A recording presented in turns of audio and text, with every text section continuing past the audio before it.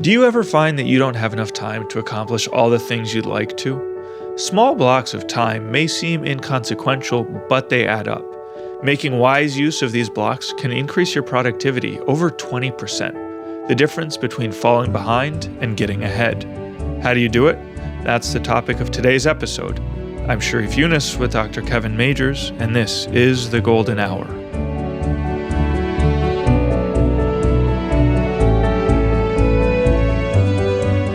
Making good use of time is one dimension of developing sound work habits, a dimension that fits into a bigger picture of working and living at your best that's covered comprehensively and systematically in our online masterclass. In this 4-week masterclass available on optimalwork.com, Dr. Majors will guide you through all the key ideas of optimal work, with exercises provided to help you master them. Now let's get started. Hey, this is Sharif Yunus here with another episode of The Golden Hour, joined by Dr. Kevin Majors. Hey, Kevin, welcome back. Hey, Sharif, it's great to be here. Well, Kevin, we've been thinking a lot about the inventory lately and kind of seeing that it's very central to optimal work and that we want a central goal of ours is to help people grow in the inventory. So one thing initially is just, hey, maybe if you're listening to this, maybe you should go take the inventory. I need to go take mine, I know. So I'm going to do that just after this episode. But then also we want to be helping people grow. So I thought maybe we could pinpoint this episode on one of our favorite inventory items, which is, what is it, Kevin? I make productive use of small blocks of time. Exactly. And I know all of the inventory items have the property that they're mutually supportive. So if you grow in one, you grow in all of them. And we've done analysis to verify that statistical analysis. But it seems to me that this is one of the ones that really directly causes other ones to go up as well. So it's kind of at the core of the inventory. I think it helps you in all these other areas too. Yep. I think that there are some inventory items that people can increase right away. There's some low-hanging fruit, like exercising regularly. Okay. Once people get motivated they understand what exercise does for them, it's pretty fast change. So that's one of the early ones perhaps that changes. Some of those, like showing others around them that I appreciate them, or that bringing a spirit of service into everything you do, those things maybe are a little bit later. But what I like about this one, making good use of small blocks of time, is this right in the middle of the growth curve. That when this one's changing, this I think is one of the ones that changes in bigger ways for a lot of people. When they first start getting, approaching optimal work and taking inventories, and then once they're getting some experience with it. I think though this one underlies a lot of different areas of growth. So I'm glad we get to focus on it, especially today. Yeah, maybe we could just start by talking about what it means. What are these small blocks of time that we're talking about that we're trying to make good use of? Yeah. When I came up with the question, the idea in my mind was not taking breaks, because I don't want people being productive on breaks. So the idea that like using my breaks productively I don't think they're the right thing. I was thinking more about, what do you do if in a meeting, because my days are really planned, is unexpectedly, it gets shortened for some reason. Or if I'm, say, seeing patients in my office, what do I do if there's a no-show? And now I have maybe 15 minutes, typically be like at least 30 minutes. And what do I do with it? So in my mind, that's kind of what I was thinking of. You have an unexpected kind of windfall of 15 minutes, maybe 30, where maybe it's only 5 or 10 minutes, but it's just, what do you do in those small blocks of time? And in my own experience, I saw that I could get much, much more meaningful things accomplished in the course of a week when I tried to use those small time blocks of time well. It's like it just multiplies time in a really wonderful way. That's why I put it in there. Yeah. So yeah, I like that distinction. I think a lot of people initially interpret it, because we advise people to make their day a series of high intensity sprints, which is another inventory item, that maybe people think we're referring to the breaks in between those sprints. So you work intensely for an hour, you take a 10-minute break, you work intensely for an hour. To be clear, we're not talking about those small break times. Boy, Those you we should need be. real breaks, true Yeah. breaks.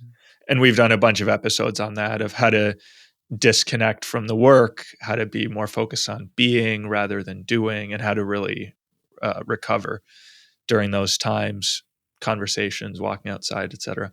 But here we're talking about these times in our schedule. I think you alluded to, they're often unexpected. In my situation, I think they can be expected. It's like, okay, I know I'm going to have lunch at 1, and then I have a meeting that goes till 12:30. So what do I do between those times? But then they do also crop up unexpectedly too. Um, so the question is, how do we use those times productively? Maybe a preliminary question is, what does it look like to use those times unproductively? What do you think is kind of the default for people, or what are the bad habits that people can fall into in your experience? I would say the number one thing is probably email, because it's just a low intensity kind of activity that we always have more to do. And while I think that there could be ways of using email in that time, I don't think it's just good to like get lost in email until the time is up. So another thing just to say that this presupposes is that you do have some kind of schedule. If your day has no schedule, you have no small blocks of time. So sometimes people initially aren't sure what to do with this because like all I have are large blocks of time because all I have, it's when you start really trying to do more in your day and to turn your work into real high intensity sprints, then it sometimes will happen that you just finish faster than you expected. So that's the most common windfall of, like where there's this unexpected benefit of it comes when you have set out what you wanted to do in 1 hour of work and then you do it sooner than you thought you would. Now, if it's longer than you thought it would be, that's another way of thinking. You still stop at the end of the hour of work that you set, and then you're left with a small block of time as a remainder, and that is the perfect seed for the next period of intense work to get it started. So that's one idea. Is like just to lop off whatever you are in the work you're doing. Pause when the time runs up. Take a real break of being, not doing, and then come back and use that to get started with the next one. But still, you'd want to lay out the rest of that next hour of work before you do it, ideally, if you have the freedom to do that.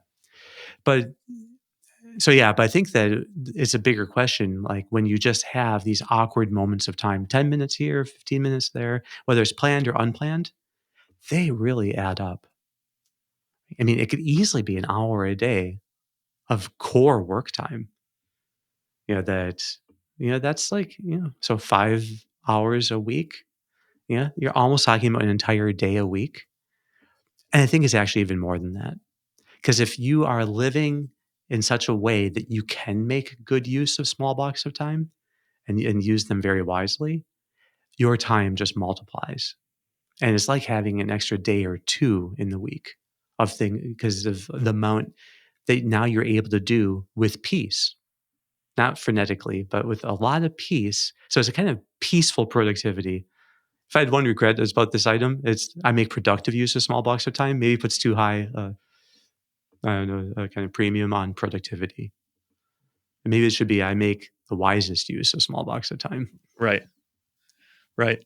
Yeah. In my experience, working on this item, it got me from feeling like I'm always a little bit behind to feeling like I'm always a little bit ahead. So it's the shift in the use of 10%, because I think you said it's about a day a week. It can be, so it's 10 to 20% of my time, maybe even a little bit more.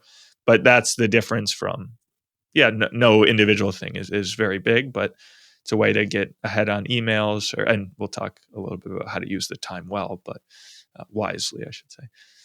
So it occurred to me also that maybe this is a helpful item for college students. And Kevin, you and I both work a lot with college students, but they'll have time in their schedule in between classes where they don't know exactly what to do with it, because it's kind of an odd time, maybe not enough time for a meal or not enough time for a golden hour. I don't know if that's your experience too. That Is is my that time? experience, but it's equally true with them as with everyone. That if you're trying to plan your day well, you are going to end up with odd bits here and there. And that's, I would say, not a problem. It's actually a feature. And that these are where a lot of real growth can take place. So now to be thinking then positively, like when people are making really good use of these small bits of time, they do end up being more proactive than reactive. So they, instead of feeling like their life is being scheduled for them and they're just trying to keep up, they actually feel like they're actively scheduling it.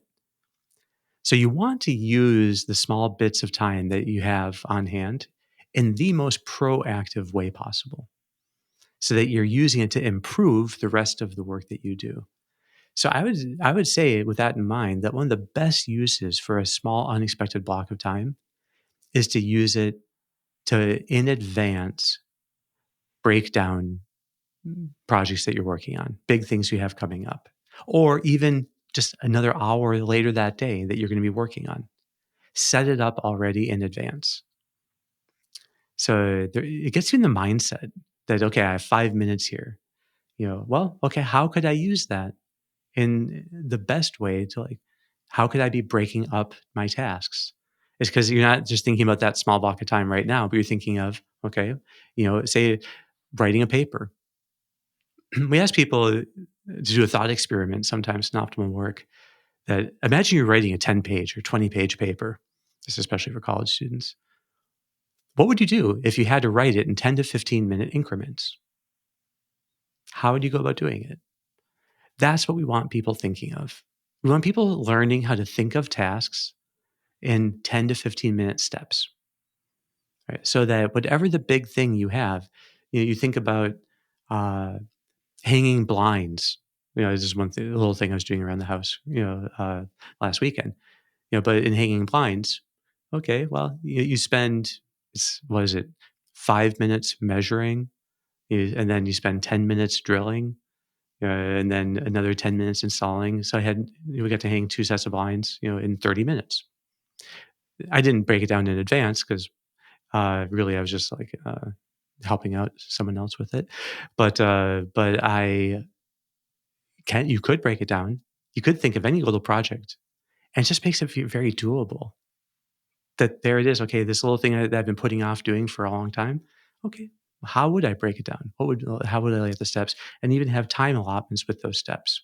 My point here is that's a great use of a little unexpected bit of time. Is just break up things you have coming towards you in advance, especially something you've been procrastinating. If there's any project you've been putting off doing, just use a little bit of time when it shows up to break that project down. Yeah, that's so. Do you have a sense here, as you think about this, that the time can be used for anything, and we're here just suggesting some great ways to spend this time, or do you say, hey, you should always do this? Like you should always be kind of focused on your projects and how you're breaking them down, and that's the advice, or are there different options that you suggest for people? Well, if you're really trying to see how do you accomplish a lot, it's like, so for instance, one of the things I'm always having to do is give talks. And so those talks I prepare in advance in small blocks of time when things come up. And I'm always trying to work ahead. That I never want to prepare anything on the day I'm going to give it. Somehow, I don't know why, it takes twice as long. Maybe it's more of a perfectionist if I'm preparing it the day of. But if I prepare it in advance, I have the things and the further in advance I prepare a talk, the less time it seems to take me to do it.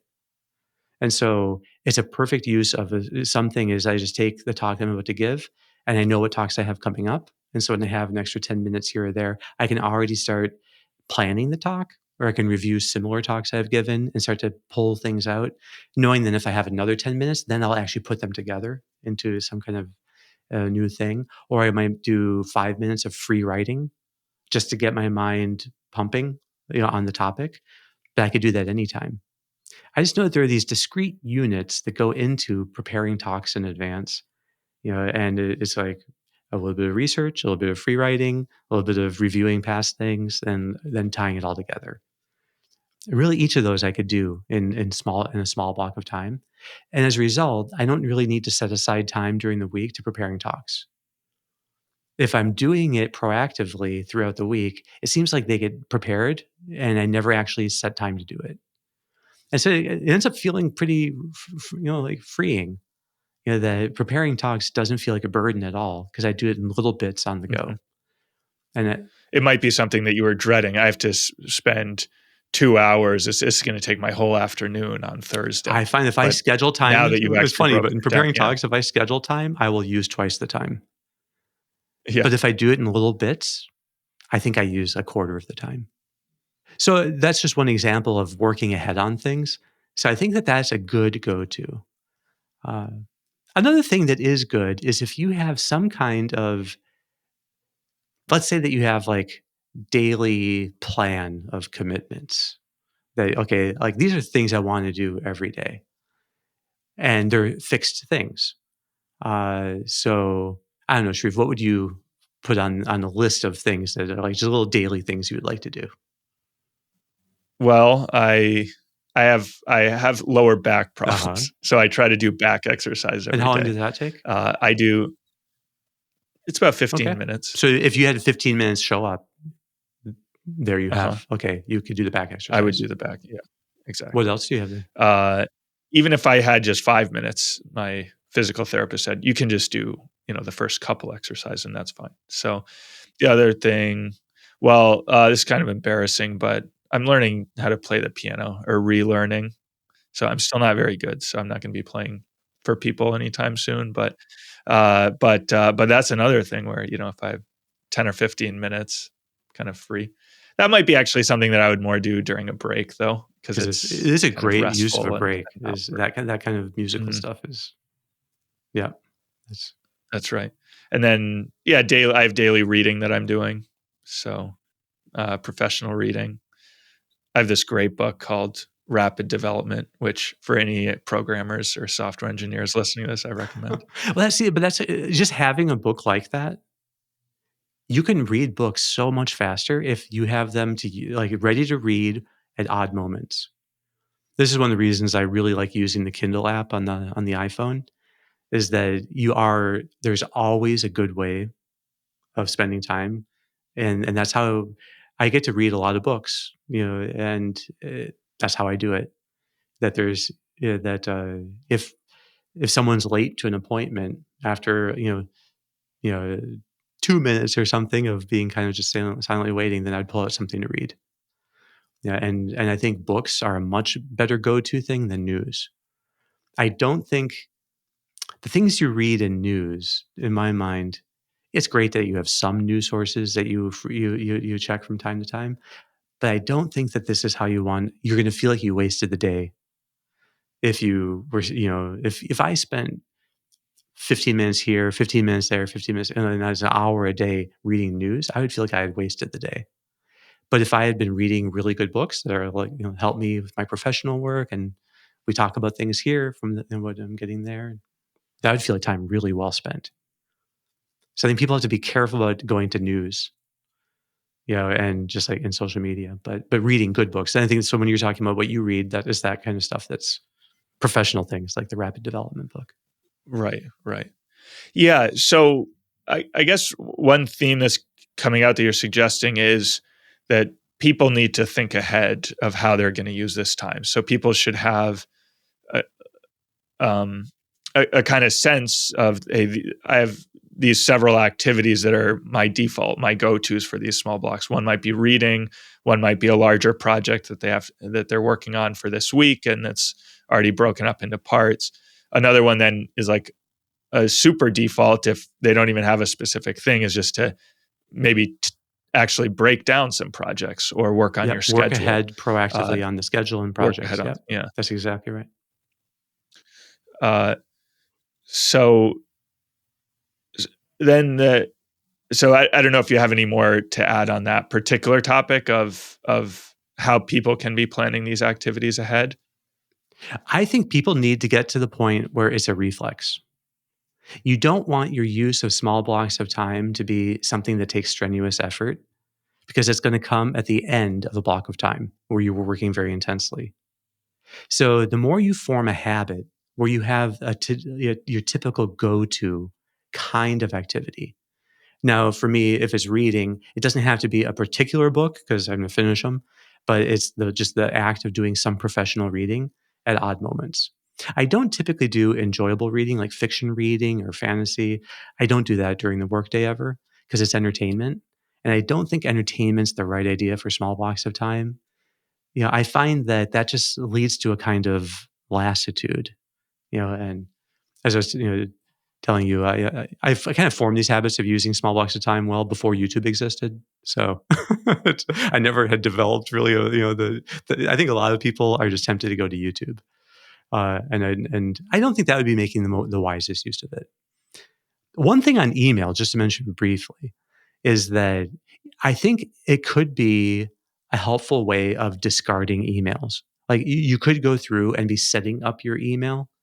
But I think email is better. It has a scheduled time that you do in a few chunks a day, ideally before meals because it's so distracting and new things come up. And then, but you could make those periods a little more efficient. If you wanted to, say you had 2 minutes, you can just go through and chunk things that you don't really need to attend to, but don't reply to anything. Save like reply time in certain chunks of the day. I don't follow that rule 100%, but that kind of approach I think is helpful. That I pre-process the email, going through and deleting things if I had an odd moment here or there. But don't get into responding. And then that kind of thing I could even do quickly from the phone. So, in your experience, I think this might be something that a lot of people struggle with, especially those of us who did grow up with YouTube or form their work habits with YouTube as an available means of entertainment. So, for people, you kind of make it sound easy, like, okay, yeah, all you need is just these projects that you're working on, and maybe if you're writing a talk and you've broken it down into parts, and maybe the next step is to come up with an outline, and that should take about 15 minutes. Then, hey, the next time your meeting finishes early, just work on the outline. That makes it sound kind of easy, but for me, if I finish a meeting early, I'm already on my computer. My first thought is, okay, I wonder if there's news or YouTube. Those are kind of like just what my brain goes to. So that might be the sign of a bad habit that needs correction. But how do people go from making that shift? In your experience, have you done a lot of the work just by breaking down the task and having a sense of what would be a good next thing to do? Or is there in the moment advice you can give for people for how to kind of break that? I think they need to take a real serious look and see, how would I typically waste time when I have these little bits that show up, and then come up with some clear strategies for how you want to handle those distractors.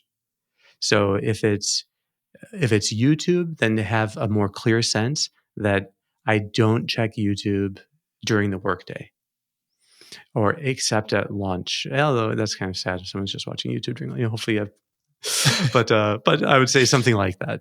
That maybe you have like a morning period of work where you definitely don't check it ever.